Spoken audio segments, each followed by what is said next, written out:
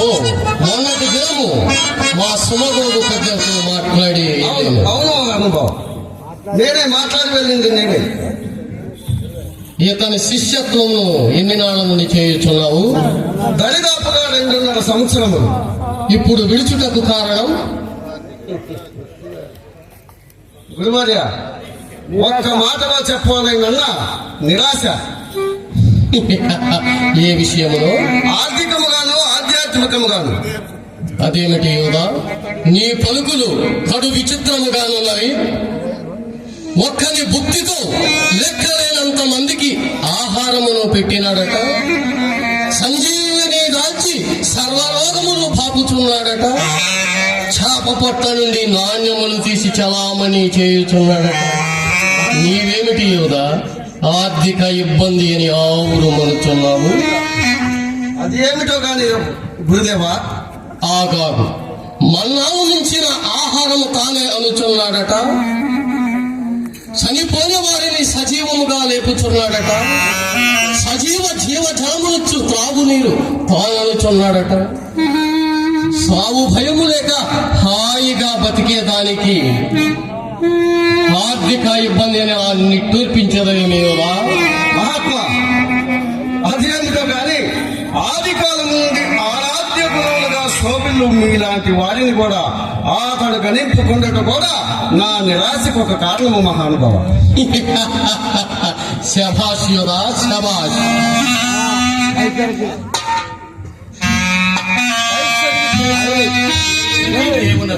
ఎవరు మామ?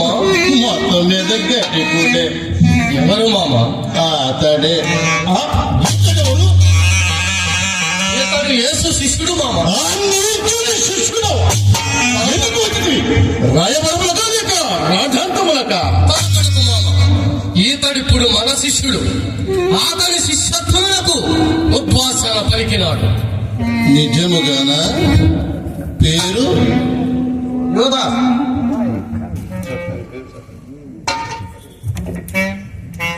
యోధ చక్కని పేరు. అందుకే యోధాజాతిని తినలించిన చీడ పురుగును వదలి మాధరికి చేరినాడు. యోధా పర్వశంలో పురుషి మునుగుతున్నట్టున్నావు. అదేమిటి మామ?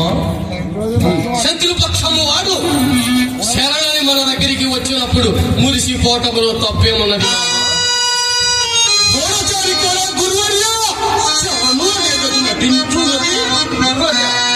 నేను ఏ గూఢాచార్యం చేయరాలేదు. త్రికరణ స్థితిగా మీ పాదసేవ నటించి వచ్చింది.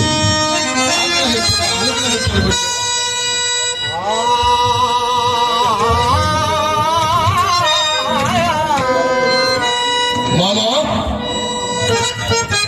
యోధా, మా మామగారి పలుకులు కఠినముగాను మనసు వైనము వంటి. నీ గురుభక్తి మాటలతో కాక చేతలతో నిరూపించుకోవని మా మామగారి ఉద్దేశం. త్రికరణ స్థితిగా మీ పాదసేవ నటించి వచ్చింది. ఆగ్రహింపుగా అనుగ్రహింపడు మహానుభావ. విశ్వసిస్తున్నాను. ఈ నిరాశాన్ని తొలగించి నిర్ణయించాము. నీవు గెలిచావు. ఆర్థికము అధికారము నీ హస్తగతమవుతాయి.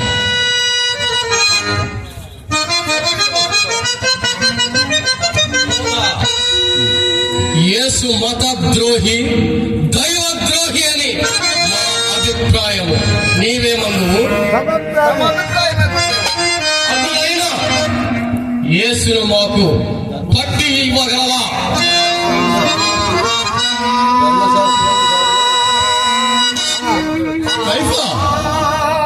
మామ, ధర్మశాస్త్రంలో ప్రావీణ్యం లేదేమో. నీవే చెప్పు కైఫా, నీవే చెప్పు. శిక్ష పడుతుంది కదా మామ. యోధా కటికుడే. అటులైనా యేసును మాకు పట్టించి మా శిష్యులు అగ్రగణ్యుడు అనిపించుకోరు.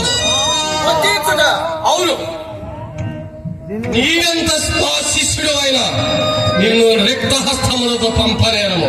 నీకెంత కోరుకునము. కైఫా కర్తవ్యం బోధించు. మామ, యోధా, అది ఎందుకు కలుస్తున్నాయో మందు గురుదేవా, ఏ యువత ఈ రక్తక్రయ అపరాధములకు మీరిచ్చు విలువ ఇదియా? యోదా, ఇటు వినుడాయన, నీవు చేస్తున్నది లోక కళ్యాణ కార్యము నాయన. రాబోయే చరిత్రలో నీ పేరు సువర్ణక్షరములతో లిఖించబడుతుంది. నా మాట నమ్ము. గురుదేవా, రాబో యుగంలో పొంద సువర్ణము కంటే నేడు లభించు వెండి శ్రేష్టము కదా. మామ, యోధ వేకనముల ప్రజ్ఞ గలవాడే మామ. యోధ 20 ఎండులో కలుస్తున్నాయో మందు గురుదేవా, మన పితరులకు ఏసేపు వెళతో సామ్యము చేయదురా ఇతన్ని. ఓ లేఖనములలో ప్రజ్ఞ గలవాడు కనుకనే అతన్ని పట్టి ఇవ్వనరిదించింది. మధ్యవర్తిగా నా మాట ప్రకారం పొమ్ము. 30 వెండిలు కొనుకము. మాటికి ఇష్టము లేని ముందుకు రమ్ము, లేకుండా పొమ్ము. మామ పైకము తెమ్ము. అటులను ఇదిగో యువదాస్, నీ గురుని చూడగానే నీ హృదయం కరగిపోతున్నా. అంత పిరికి గుండె కాదు గురుదేవా.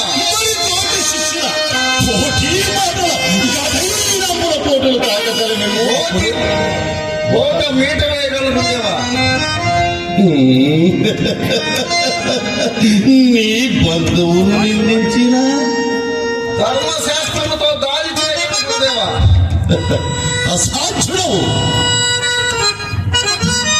ఈ రాత్రి అతను ఎక్కడున్నాడో నీకు తెలియదా?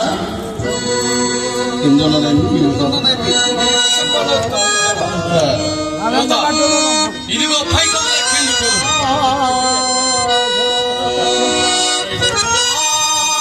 ఆహారోహరము మమోదం పనికిరాదు సుమా. సరిగా లెక్క చూసుకోండి. ఎవరెక్కడ?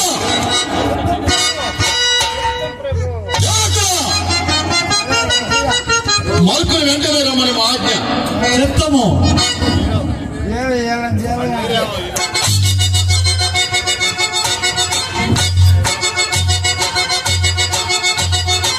మార్కు, ఈతని వెంట